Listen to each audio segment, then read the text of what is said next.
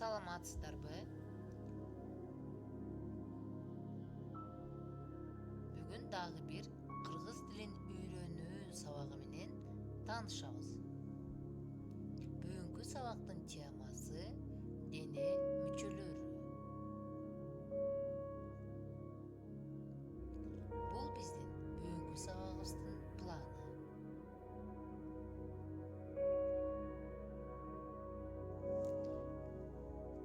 Адам баласынын дене мүчөлөрүнүн ар биринин аталыштары бар. Алсак: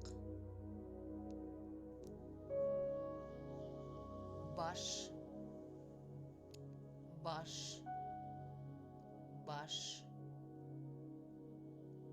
чач,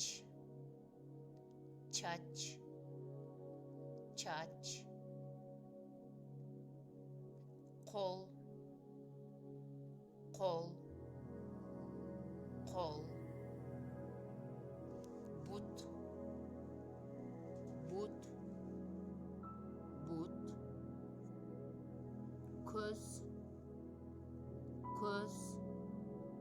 көз, мурун,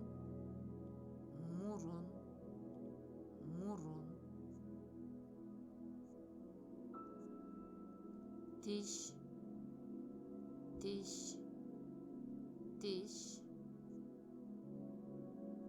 моюн,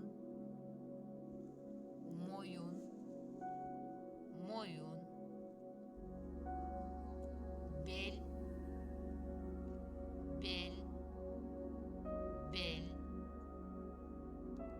ич,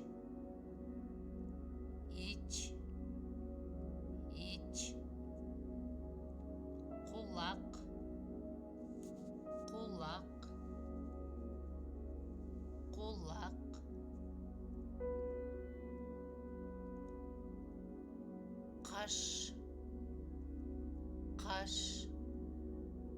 каш,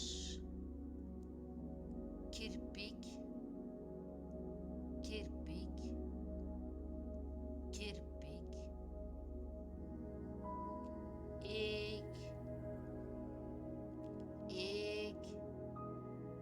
ээг,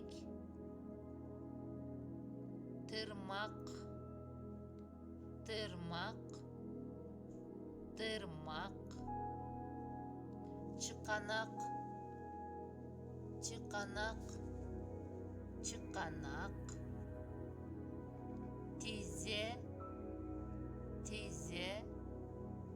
тизе,